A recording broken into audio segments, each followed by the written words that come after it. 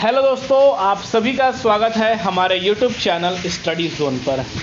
दोस्तों, ईएसआई के जितने उम्मीदवारों ने नर्सिंग ऑफिसर का फॉर्म भर चुके हैं उन उम्मीदवारों की एग्ज़ाम की प्रक्रिया बिल्कुल ही दोस्तों अब जो है करीब आ चुकी है। पर दोस्तों, इन 4 दिनों में अपनी एग्ज़ाम की प्रिपरेशन को और बेहतर कैसे करें, क्या हमें नए टॉपिक्स पर ध्यान देना है या नहीं देना है, या अभी तक जितने भी टॉपिक हमने पढ़े हैं क्या उन्हीं पर हमारा मेन फोकस होना चाहिए या नहीं होना चाहिए, यह एक सबसे बड़ा यहाँ पर जो है सवाल है उम्मीदवारों के लिए। क्योंकि इसके रिगार्डिंग कमेंट भी आ रहे थे कि सर हमें अपने नए टॉपिक क्या स्टार्ट करने चाहिए, या हमें अब 3 या 4 दिन बचे हुए हैं हमारी एग्ज़ाम में, तो क्या हमें अपने रिवीजन की तरफ चलना चाहिए। तो रिवीजन किस तरह से करना चाहिए, क्या आप सभी के लिए सबसे बेस्ट यहाँ पर जो है प्रोसेस होगा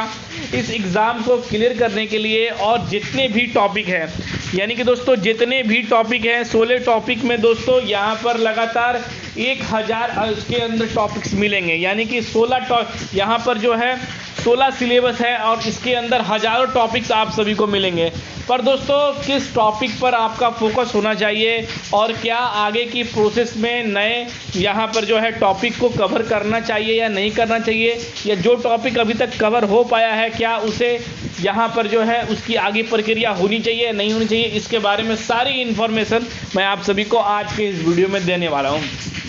क्योंकि दोस्तों इस 4 या 5 पैटर्न को अगर आप फॉलो करते हैं तो दोस्तों आप सभी के लिए यह सबसे बेस्ट यहाँ पर जो है प्रक्रिया होगी अपनी रिवीजन को बेस्ट करने के लिए। उसके साथ क्या आप जो है अपने नए टॉपिक को भी पढ़ेंगे या नहीं पढ़ेंगे, इसके बारे में सारी इन्फॉर्मेशन आज के इस वीडियो में आपको देने वाला हूँ। तो सबसे पहले दोस्तों, आप सभी ने जितने भी इस सिलेबस को कंप्लीट किए हैं, यानी कि दोस्तों कई उम्मीदवार होंगे जो यहाँ पर पूरे सिलेबस को कवर कर चुके होंगे, कई उम्मीदवार होंगे जिसमें से 50% सिलेबस कवर किए होंगे, और कई उम्मीदवार ऐसे होंगे जो बिल्कुल ही फ्रेश उम्मीदवार होंगे, लगभग वो 30% यहाँ पर जो है अपने टॉपिक को कवर किए होंगे। यानी कि दोस्तों इनका फर्स्ट अटैम्प्ट है, उनके लिए ये ज़्यादा प्रेशर नहीं है, क्योंकि उनको यहाँ पर उन सभी टॉपिक को कवर करने में उम्मीदवारों को अच्छा खासा समय लगता है, और जो फ्रेशर उम्मीदवार हैं वो 30% से ज़्यादा कवर बिल्कुल ही नहीं कर पाएंगे इन चीज़ों को लेकर। तो अब दोस्तों आप सभी को कैसे अपने रिवीजन के प्रोसेस को आगे करना है, तो यानी कि दोस्तों सबसे पहले जितने उम्मीदवारों ने यहाँ पे जिन टॉपिक को पढ़ा है, तो दोस्तों सबसे पहले अगर कोई अभ्यर्थी अपने एग्ज़ाम की प्रिपरेशन के लिए तैयारी करता है तो सबसे पहले वो अपने लिए शॉर्ट नोट्स बनाता है। यानी कि दोस्तों सबसे पहले उम्मीदवार वो शॉर्ट नोट्स बनाता है,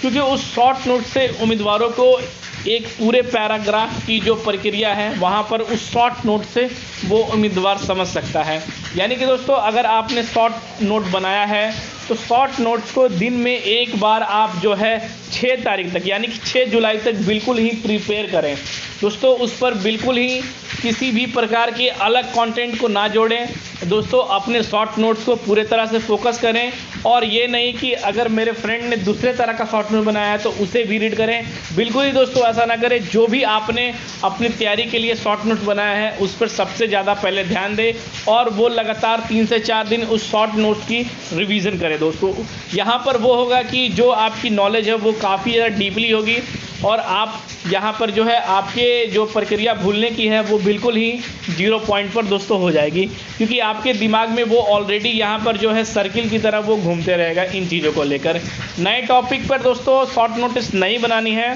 शॉर्ट नोट नहीं बनानी है। जिन्होंने आपने पुराना बनाया हुआ है उसे रिवीजन कर लें, या जिन उम्मीदवारों ने शॉर्ट नोट नहीं बनाया है वो उम्मीदवार अपने फ्रेंड सर्किल से शॉर्ट नोट्स को ले सकते हैं दोस्तों। अब दूसरी प्रक्रिया की बात करें तो यहाँ पर दोस्तों जो एक्सपेंडिचर, यानी कि दोस्तों आप PR यादव यहाँ पर जो है कंप्लीट कर चुके हैं या टारगेट कंप्लीट कर चुके हैं, तो दोस्तों टारगेट के अंदर, यानी कि दोस्तों टारगेट के अंदर आप सभी को यहाँ पर बुलेटिन देखने को मिल सकता है, या टारगेट हाई के अंदर यहाँ पर आप सभी को गोल्डन लाइन देखने को मिल सकता है, जिसमें कि आप सभी के जितने भी उस टॉपिक के अंदर जो मेन टॉपिक है वो सारी चीज़ उसके अंदर यहाँ पर जो है डाल दी जाते हैं। क्योंकि जो अगर आपने रिवीजन किया हुआ है तो वहाँ पर जो है एक्सपेंडिचर पढ़कर या टारगेट की गोल्डन लाइन पढ़कर दोस्तों वो आप इजीली जो है क्लियरफाई कर लेंगे, क्लियर ही दोस्तों उन चीज़ों को समझ लेंगे। तो यहाँ पर दोस्तों एक्सपेंडिचर पढ़ ले या बुलेटिन पढ़ ले या टारगेट हाई की यहाँ पर जो है गोल्डन लाइन को आप यहाँ पर प्रिपेयर कर ले, उससे आपको बहुत ही ज़्यादा सफलता दोस्तों मिलेगी। 70 से 80% आप सभी को वहाँ से यहाँ पर जो है रिवीजन के तौर पर दोस्तों वहाँ पर जो है हेल्पफुल मिल सकता है दोस्तों। तीसरा टॉपिक है दोस्तों, अगर आप नर्सिंग फंडामेंटल के कोई भी टॉपिक को पढ़ रहे हैं तो यानी कि दोस्तों अगर ध्यान देते हैं कि अगर आप नर्सिंग फंडामेंटल के किसी टॉपिक को पढ़ रहे हैं तो यहाँ पर दोस्तों वो चीज़ आप सभी को काफ़ी ज़्यादा समझने की धैर्य होगी, क्योंकि दोस्तों हर एक टॉपिक से अगर कोई भी स्टूडेंट या कोई भी यहाँ पर जो है आप सभी तैयारी करते हैं या कोचिंग में तैयारी करते हैं या घर में या लाइब्रेरी में कहीं भी तैयारी करते हैं, तो सबसे पहले उस टॉपिक की यहाँ पर जो है दोस्तों इम्पॉर्टेंट टॉपिक पर आप टिक लगाते हैं। यानी कि दोस्तों आपके ABCDEFG है, यानी कि दोस्तों आपके पास सब टॉपिक है, पर उम्मीदवारों को यानी कि दोस्तों हो सकता है किसी को पहला टॉपिक यानी कि A हार्ड लग रहा हो,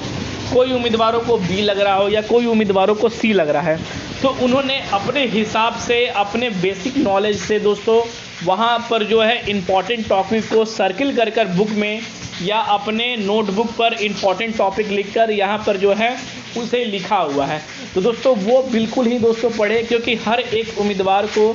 अपनी समझ से वो लगता है कि वो टॉपिक काफ़ी ज़्यादा इम्पॉर्टेंट है, वो एग्ज़ाम में आ सकता है। तो दोस्तों 50% जो उम्मीदवारों ने अपने टॉपिक बनाए रहते हैं उसमें से काफ़ी अच्छे क्वेश्चन लड़ते हैं। इसलिए दोस्तों आप जो अपनी इम्पॉर्टेंट टॉपिक की जो नोट डाउन है या बुक में सर्किल है या आपने नोट बनाया है या आपने ग्रीन पेन से मार्क किया हुआ है, रेड से मार्क किया हुआ है, ब्लू से मार्क किया हुआ है, तो उन टॉपिकों को दोस्तों बिल्कुल ही पढ़ें। लगातार 3 से 4 दिन उन चीज़ों पर रिवीजन दोस्तों बिल्कुल ही करें। अब दोस्तों यहाँ पर जो है कॉमन, यानी कि दोस्तों अब जो चौथा स्टेप है वो कॉमन हो गया। तो अब आप यह समझ आ रहे हैं कि कॉमन होता क्या है, इसे हम कैसे करें। तो यानी कि दोस्तों आप सभी के यहाँ पर जो है कॉमन में आप सभी को एक चीज़ देखने को काफ़ी ज़्यादा मिलेगी, और दोस्तों काफ़ी सवाल भी यहाँ पर जो है अगर आप प्रीवियस ईयर के अगर पेपर सॉल्व कर रहे हैं तो उसमें देखने को मिलेंगे। कॉमन में दोस्तों आप यह कर सकते हैं कि जो आपके साइन और सेगमेंट हैं यहाँ पर जो है सिस्टम है, उन चीज़ों को आप रिवीजन कर सकते हैं कॉमन फैक्टर के अंदर, वो आप सभी के लगातार जो है वहाँ पर जो है हेल्पफुल मिलेगी। और जो आप सभी का दोस्तों छठा होगा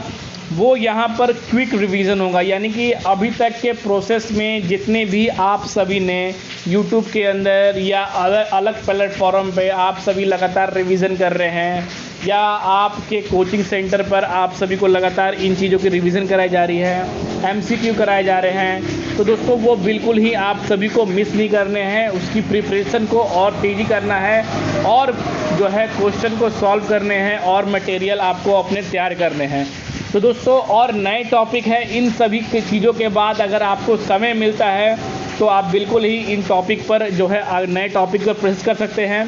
पर दोस्तों एग्ज़ाम से पहले यानी कि 6 जुलाई को दोस्तों आप सभी को कम से कम जो है 5 से 6 घंटे का फुल्ली रिलैक्स लेना है, माइंड को स्टेबल कर लेना है, और दोस्तों फिर उसके बाद जो है अपनी तैयारी की प्रोसेस में के लिए दोस्तों आगे जाना है।